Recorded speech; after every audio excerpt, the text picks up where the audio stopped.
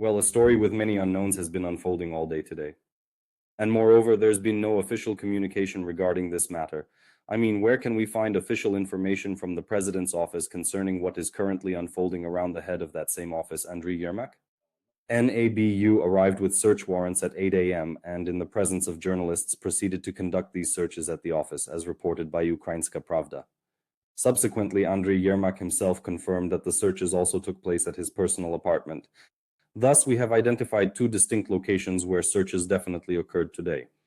So, where is the communication about the searches? Why are these searches happening at all? I only learned from the European press that this could be connected to an anti-corruption investigation in a case with the codename Midas. You know what I'm talking about, don't you? The Mindich tapes, Midas. You can call it whatever you wish, Energoatom. So, concerning the Energoatom facts, why is there no official information provided?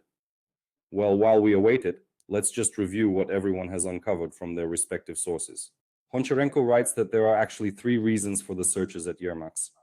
In his opinion, the main reason was his directive for law enforcement to keep a close watch on employees of NABU and SAP, specifically those in the security agencies. But who? I don't know. The Security Service of Ukraine or someone else? Honcharenko didn't elaborate. Second, involvement in Mindich's schemes.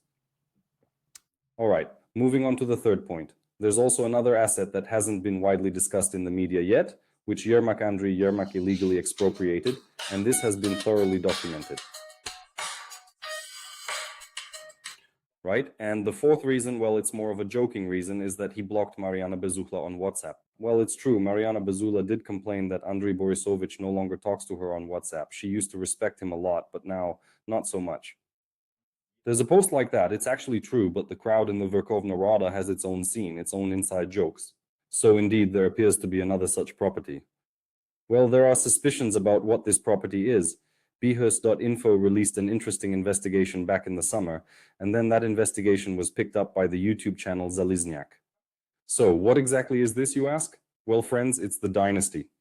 This residential complex, known as Dynastia, is where some significant construction is presently taking place.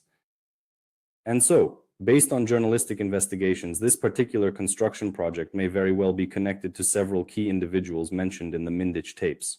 First, to Timur Mindich himself. Second, to Chernyshov, the former deputy prime minister. And now we're encountering suggestions that Andriy Yermak is, in some manner, connected to this Dynastia complex. And perhaps the funds that it's documented, if you've examined the transcripts of these tapes, that this narrative partially involves, I believe, $340,000. Yes, I recall that exact figure being cited in those recordings regarding the necessity to bury them, figuratively speaking, within this Dynastia project, and that this particular endeavor is quite costly. This construction project. And so it appears the searches are connected to this very matter. Next, will we uncover any truly extraordinary details if we consider the possibility of Andriy Yermak's computer, laptop, tablet, or phone being confiscated during these searches?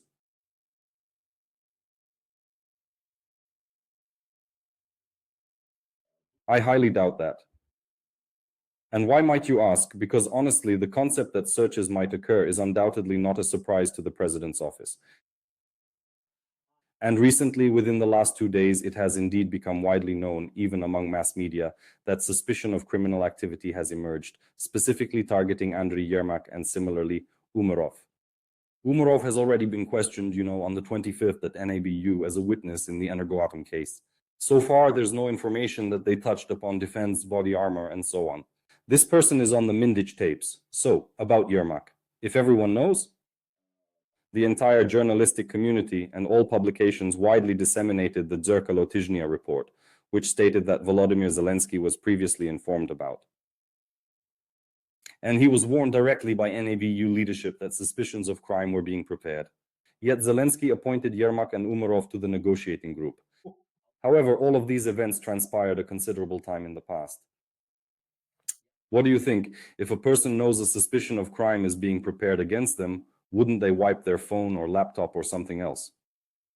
Therefore, I find myself in agreement with the numerous commentators today, including Roman Skripin from Hromadske, who remarks, "You'll discover nothing there except for some vague sensationalism. You'll truly find nothing of substance." I completely concur with this sentiment. I truly concur. So when Honcharenko wrote, "What's inside the phone then?" there could potentially be evidence for as many as 170 more criminal cases. Why 170? I think it links to the servants of the People Party, who he may have directed. But frankly, I don't grasp the significance of that number. If you understand, please do write about it in the comments if you've read that post, okay? However, I hold, well, rather enormous doubts. Consequently, even for Andrei Borisovich himself, the outcomes remain questionable as of today, given the lack of information regarding whether there will be a suspicion of crime or not. It's still not there. So they're uncertain. Then what are the consequences for Volodymyr Zelensky's office, for the negotiation track, and so on, for the country as a whole? Well, there could be. Let's consider a hypothetical. Yermak receives a suspicion of crime and it's over. He's completely disconnected from all governmental processes. And now he is no longer the right-hand man of the president of Ukraine, who evidently oversees many critical directions. So who will take over these responsibilities in Yermak's place? Who? It's unclear. Risk losing parliamentary majority control? Yes, that's evident now.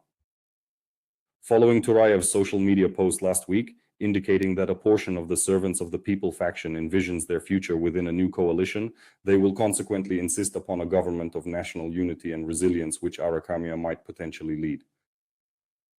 Arakhamia was at last week's meeting with the president and the faction, yes, but he sat there silently. Then in an internal chat, I saw the message. He wrote, "I'll explain later why I was silent." He might have already explained, I just don't possess that information.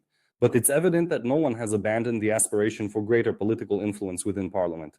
The goal is for Parliament to genuinely transform into a functional legislative body, especially after numerous revelations from the Mindich tapes came to light. And now, will Andrei Borisovich speed up this process of movements within Parliament? I think it could speed things up. Next, SBU, SBI, Prosecutor General's Office. Look, at present, I have information indicating that the Security Service of Ukraine is actively collaborating on particular matters with anti-corruption bodies, especially regarding those discovered dossiers, 527 dossiers, in Derkach's back office in the center of Kyiv. And among these dossiers, 9 folders concern employees of the security service. Certainly they are collaborating. Where is Maliuk? Have you seen Maliuk in the past 2 weeks making any public statements or declarations regarding anything? Anything? No, he's not here. That poses a significant question. So perhaps someone is distancing themselves from it? This is mere speculation, you comprehend? Let's proceed. So the new coalition stated, Yermak naturally, if he faces a suspicion, he will withdraw from the negotiating group. Will this impact the negotiation process? For some reason, I really don't think so, even if there's some kind of conspiracy there to really push to pressure him. And even if this is some kind of warning, an incredible story, a conspiracy theory from somewhere across the ocean, from Washington saying, look, yesterday he gave an interview to Simon Schuster for The Atlantic, and today searches are already being conducted by anti-corruption bodies.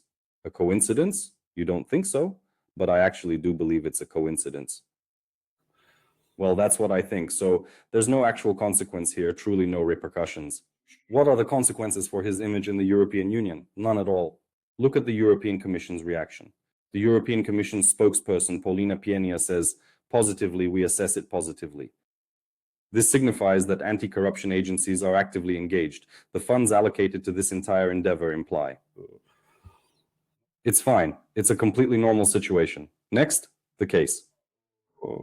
So, how will, roughly speaking, the president's office respond? The president's office react to this whole story if there is a suspicion of crime. First, we await comment from Volodymyr Zelensky, and if a suspicion arises, then will Volodymyr Zelensky remove the head of his president's office, or will he genuinely attempt to pursue an alternative course of action? Take some other substantial steps to demonstrate clearly that both NABU and SAP are grappling with numerous significant problems of their own as well? Regarding these specific problems, you know that the case of Khrystenko is currently being dealt with. He is a former OPZZH deputy who himself came to Ukraine from the United Arab Emirates, effectively surrendering to the security service of Ukraine. And over a span of just 5 months, this entire narrative, from the initial suspicion of treason against him to the case being handed over to court, has now come to a close these past few days. This week, my friends, it has concluded. Well, these are remarkably brief timeframes where an individual is successfully navigated through all the essential procedural aspects. The question arises, what did the Prosecutor General's office and the security service agree on, because the security service made the arrest, right? What will Khrystenko disclose about NABU and its ties to Russia? These are all, well, inseparable components. And, these are the consequences, correct? Therefore, there will undoubtedly be some considerable revelations emerging from the anti-corruption bodies. Currently, we have this official statement from Andriy Yermak, which is to a large extent the sole piece of understandable information we've been provided with today, right? Andriy Yermak is ready to cooperate with the service, with the Specialized Anti-Corruption Prosecutor's Office and the National Anti-Corruption Bureau, which are indeed carrying out procedural actions. The lawyers are already present on site, actively engaging with the law enforcement agencies. And in fact, from my point of view, Andriy Yermak states that there will be full cooperation.